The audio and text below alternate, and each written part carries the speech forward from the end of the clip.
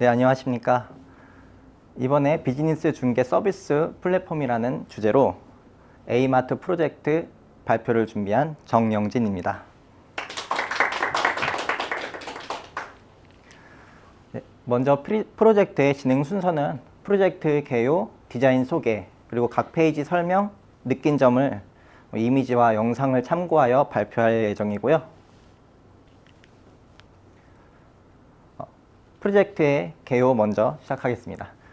동네마트의 공동구매 시스템의 디지털화라고 써 있는데, 먼저 기획 배경부터 알아보자면은, 이 프로젝트는 어떤 마트의 실제 사례를 참고로 기획하게 되었습니다. 그 마트의 시스템은 이제 동네 지역 주민들에게 사전 예약, 공동구매 상품들을 소개하고, 또 그 상품들을 주문을 받아가지고 이제 그 주문들을 취합해가지고 저렴한 가격의 상품들을 준비하는 그런 시스템입니다. 하지만 이 시스템의 가장 큰 단점은 이 모든 작업을 카카오톡으로 진행했다는 점입니다. 카카오톡으로 진행하면서 여러 문제가 있는데, 비효율적인 커뮤니케이션으로 이제 단톡방에서 채팅을 주문받다 보니까 혼란스럽고 누락 가능성이 높았습니다. 그리고 모든 작업을 수작업으로 의존해가지고 시간이 많이 소요되는 단점도 있었고요. 주문 상태가 불명확하여 주민들은 본인의 주문 상태를 실시간으로 확인할 방법이 없었습니다. 그렇기 때문에 저는 A마트 프로젝트 중개 플랫폼을 만듦으로써 이런 문제들을 해결하고 싶었고요. 사실 기존에도 마트 플랫폼이나 공동구매 어플리케이션은 여러 존재합니다. 하지만 그 플랫폼들은 뭐 사용이 어렵다든지 아니면은 뭐 대형 프랜차이즈 전용이라든지 그런 여러 문제들이 있었기 때문에 A마트 프로젝트는 이제 판매자나 구매자 모두 편안하게 사용할 수 있는, 누구나 사용할 수 있는 그런 UI를 제공하는 것을 목표로 설정해 두었습니다. 프로젝트의 목표입니다. A마트 사이트가 기본적으로 운영되기 위해서 기초적으로 필요한 시스템을 이 정도로 선정해 두었습니다. 회원 시스템과 판매 페이지는 있어야 되고요. 그리고 상품 주문 기능, 그리고 주문 상태를 확인할 수 있는 기능, 관리자 페이지에서 상품의 등록, 조회, 수정, 삭제, 그리고 주문받은 상품의 조회와 관리, 이 정도를 이제 기본으로 있어야 할 구성으로 생각했고요. 거기에 추가적으로 이번 프로젝트의 공통 목표인 게시판을 추가하여 목표로 삼았습니다. 하지만 진행도는 이 정도, 절반 정도 진행된 상태고요. 사용된 기술로는 프론트엔드에서 HTML, CSS, 자바스크립트, 리액트 사용되었고요. 이제 백엔드에서 자바와 스프링 부트를 사용해 서버 로직 구현, 그리고 스프링 시큐리티로 사용자의 인증과 보안 시스템을 만들었고요. 마이바티스와 마리아DB로 데이터베이스의 연동과 관리를 했습니다. 이제 기타는 디자인 툴로 피그마 사용하였고요. 여긴 써있지 않은데 아마존 웹 서비스의 S3 사용해서 이미지 데이터를 관리하였습니다. 소요된 시간은 프로젝트 기간은 이러하고요. 이제 주말과 설날 연휴를 제외하면 총 21일이 소요되었습니다. 첫 3일간은 기획 및 프론트와 백엔드 연동의 감을 잡기 위해 기본적인 회원 기능 구현 연습을 했고요. 3일간은 기본적인 디자인과 홈페이지, 그리고 회원 기능의 구현을 했습니다. 그리고 12일 동안 프론트엔드와 백엔드를 동시 구현하였고 디자인의 디테일을 수정하였습니다. 나머지 3일간은 프로젝트 발표를 준비를 하면서 페이지의 이제 디테일들을 좀 더 수정하는 시간을 가졌습니다. 다음은 디자인입니다. 이제 전체적인 디자인은 그냥 깔끔하면서 단순한 디자인을 좀 추구하였고요. 이렇게 메인 컬러와 서브 컬러를 정해두고 팔레트를 따로 만들어 사용하였고, 폰트 또한 기준을 두어가지고 이 기준에서 벗어나지 않도록 디자인하였습니다.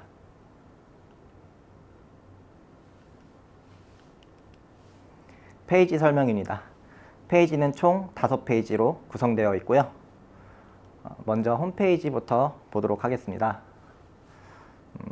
홈페이지는 이제 소비자에게 구매 욕구를 불러일으켜 어떻게 하면 클라이언트를 만족시킬 수 있을까라는 고민을 좀 해보았고요. 그리고 다른 마트 사이트들을 좀 알아보았을 때 첫 번째 페이지에서 여러 가지 정보가 너무 많아가지고 좀 알아보기 힘들다는 그런 단점이 있었던 것 같습니다. 그렇기 때문에 저는 첫 화면은 단순하면서 강렬한 것을 목표로 선정해 두었습니다. 그러기 위해서 페이지의 최상단에 홍보 이미지와 홍보 이미지를 풀스크린으로 배치하였고요. 그리고 판매 페이지 이동 버튼을 겹쳐두어 가지고 알아보기 쉽도록 구현하였습니다. 스크롤 이벤트를 사용해서 페이지가 최상단에 있을 때 헤더가 숨겨져 가지고 이미지를 가리지 않도록 구현하였고요. 헤더가 안 보일 때 미로그인 상태에서는 로그인 아이콘이 나타나도록 구현하였습니다. 네, 영상 보겠습니다. 네, 첫 화면이고요. 주문하러 가기 버튼이 이렇게 바로 확인할 수 있습니다. 네, 헤더는 마우스를 올려도 나타나도록 구현했습니다. 그리고 스크롤을 내려도 헤더가 나타나는 것을 볼 수 있고요. 이렇게 미로그인 상태에서는 로그인 아이콘이 나타납니다. 로그인 진행해 보도록 하겠습니다.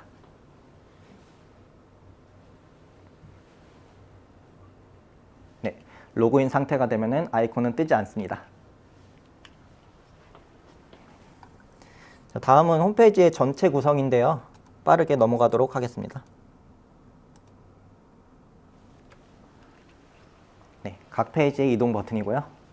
인기 상품과 마감 임박 상품을 섹션으로 해두는데 사실 기능은 구현되지 않았습니다.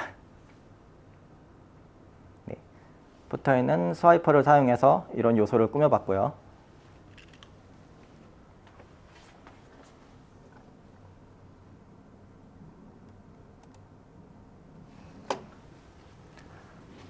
다음은 회원 기능입니다.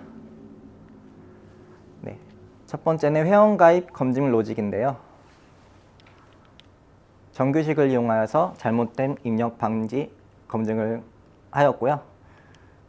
그리고 온블러를 사용해서 포커스가 해제될 시 바로 검증되도록 구현하였습니다.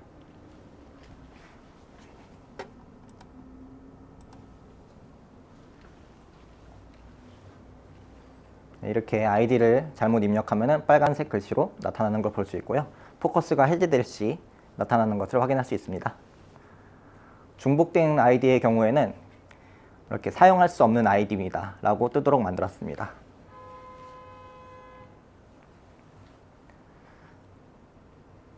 그리고 모든 폼을 입력하고 이용량간 또한 전체 동의를 하면은 이렇게 버튼이 활성화되도록 구현하였습니다.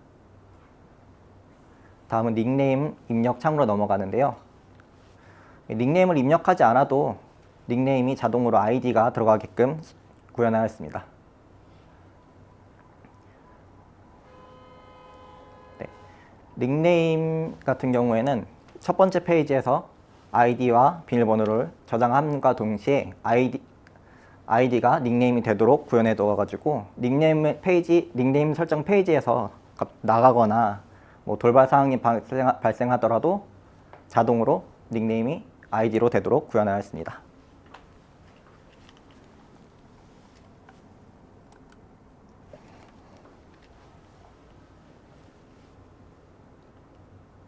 다음은 회원 기능의 보안 강화인데요. 스프링 시큐리티 사용하여서 JWT 인증 방식을 채택하였고요. 액세스 토큰과 리프레시 토큰을 나눠서 보안을 강화하였습니다. 맨 위부터 천천히 보시면은 서버로부터 받은 인코딩된 액세스 토큰을 로컬 스토리에 저장하여 사용하고요. 리액트에서는 콘텍스트에 이 로컬스트로에서 받아온 XSS 토큰을 디코딩하여 그 정보를 전역적으로 관리합니다. 그리고 XSS 토큰은 주기가 짧으므로 이 리프레시 토큰을 따로 받아가지고 관리할 수 있도록 구현하였고요. 리프레시 토큰은 이렇게 HTTP 온리로 사용되어 서버에서만 수정될 수 있도록 구현하였습니다. 마지막으로 이제 데이터베이스에서는 스프링 시크릿의 비크립트 사용하여 가지고 이 사용자가 설정한 비밀번호를 해싱하여 저장되도록 설정하였습니다.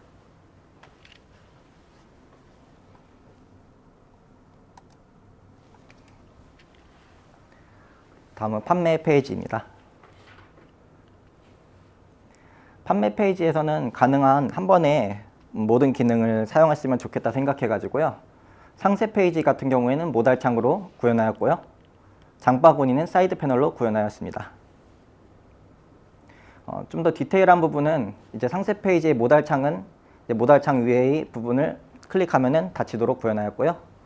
장바구니는 이제 사이드 패널의 가장 큰 단점은 제가 생각했을 때 이제 화면을 가리는 답답함에 있다고 생각해 가지고 백드롭 필터, 블러를 사용해 가지고 화면을 가리지 않으면서 이제 장바구니의 아이템들의 가독성을 해치지 않도록 그렇게 디자인하였습니다. 영상 보겠습니다.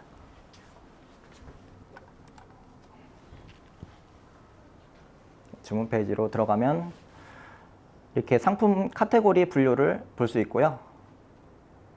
카테고리는 이제 추후에 좀 더 디테일하게 구현할 생각입니다. 이제 몇 개의 상품이 있는지도 확인할 수 있고요.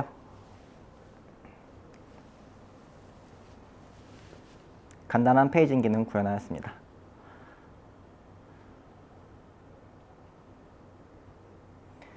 네, 상품 상세 페이지에서는 바로 구매하기와 장바구니 담기 버튼이 있는데 이렇게 장바구니 담기 버튼을 클릭하면은 헤더의 장바구니 아이콘에 이렇게 숫자가 표시되는 것, 나타나는 것을 확인할 수 있습니다. 장바구니고요. 이렇게 개별 삭제와 전체 삭제 기능이 있고요. 장바구니가 비어 있으면은 이런 식으로 아이콘이 뜨도록 구현했습니다.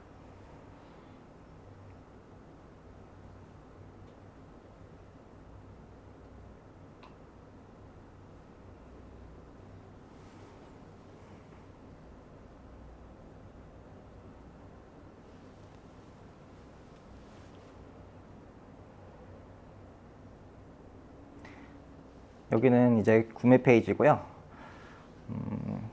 여기서 전체적으로 이제 상품을 확인하고 주문하기나 아니면 상품을 더 담으러 가기 버튼을 이동 페이지를 구현해 놨습니다.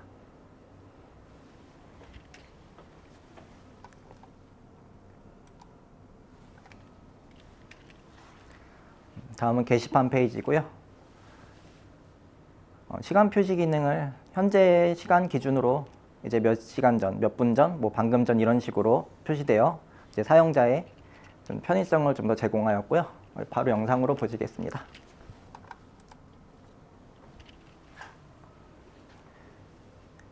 게시판은 이제 Q&A와 공지사항 질문 게시판 3개로 나눴고요.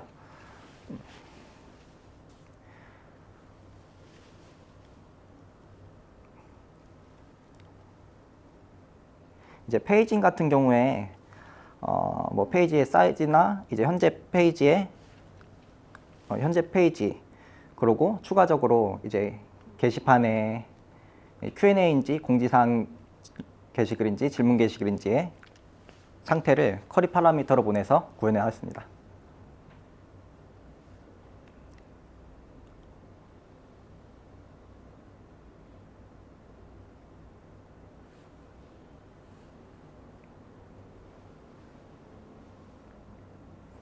자, 게시글 작성입니다.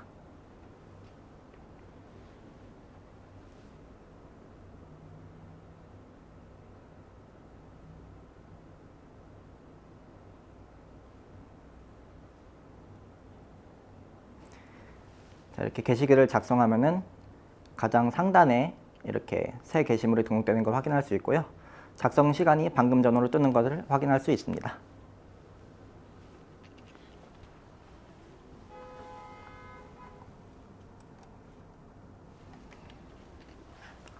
다음은 관리자 페이지인데요.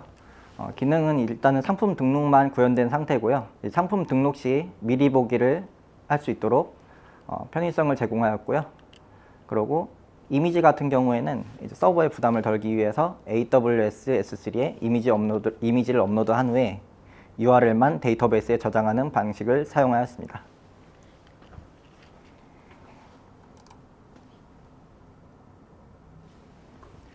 이렇게 로그아웃을 하고 관리자 아이디로 이렇게 로그인을 하면은 저쪽에 상단에 팝업 메뉴에 관리자 메뉴가 새롭게 나타나는 것을 확인할 수 있습니다.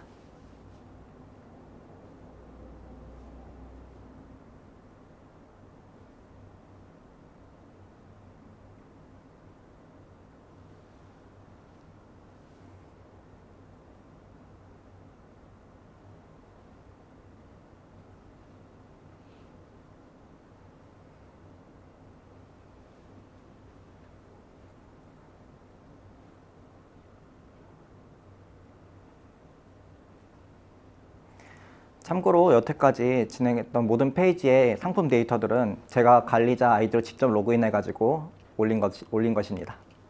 이렇게 픽업 날짜와 상품 마감일도 갤린더 라이브러리를 사용해가지고 구현하였고요. 이미지 업로드 같은 경우에는 이렇게 5장까지 업로드할 수 있도록 만들어 두었습니다.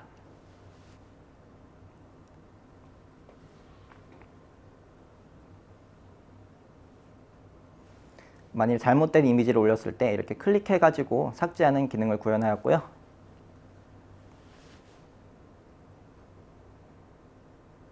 상품 등록 시 판매 페이지에서 바로 확인할 수 있는 것을 볼 수 있습니다.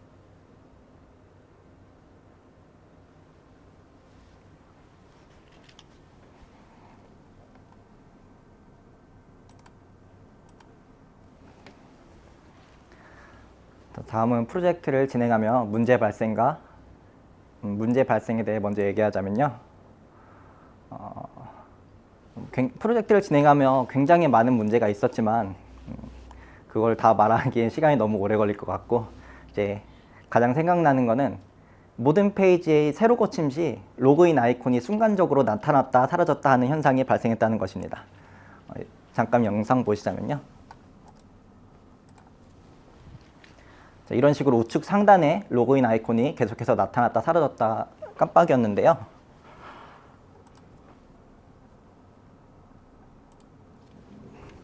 이 문제의 원인으로 저는 이제 CSS나 이제 조건의 문제라고 생각되어 가지고 계속 여러 가지를 바꿔보고 시도해봤지만 해결이 되지 않았습니다. 그러던 와중에 검색을 통해서 이제 유즈 이펙터의 비동기적 실행이 초기 렌더링 시 도매 컨텐츠가 먼저 나타나는 현상이 일어난다는 것을 검색해서 알 수 있었고요. 유즈 레이아웃 이펙터를 사용해서 이제 동기적으로 실행함으로써 이 문제를 해결하였습니다. 이래서 유즈 이펙터의 상태 관리나 이제 후계 순서에 대해서 어떻게 중요도에 대해서 다시 한번 알게 되는 시간이었습니다. 느낀 점입니다. 한 달이라는 시간이 정말 빠르게 지나갔습니다. 처음 계획했던 구성에 비해 진짜 너무 부족한 것도 많고, 사실 진짜 기본적인 기능도 구현 안 돼 있는 게 너무나 많아가지고 다음부터는 이제 기능을 먼저 구현한 다음에 그런 디테일적인 부분을 수정하는 부분으로 가야 되겠다는 생각이 들었습니다. 그리고 또 시간을 맞추지 못한 원인으로 이제 폴더 구조와 파일 명령 규칙이 체계적이지 않다는 것도 가장 이제 시간을 맞추지 못한 원인으로 꼽을 수 있었던 것 같습니다. 이제 혼자 하는 프로젝트에서도 이렇게 헷갈리는데, 팀 프로젝트나 회사에서의 협업에서는 코드 구조나 명확한 파일 네이밍이 얼마나 중요한지 절실히 느끼는 시간이었습니다. 네, 이것으로 프로젝트 마치도록 하겠습니다. 감사합니다.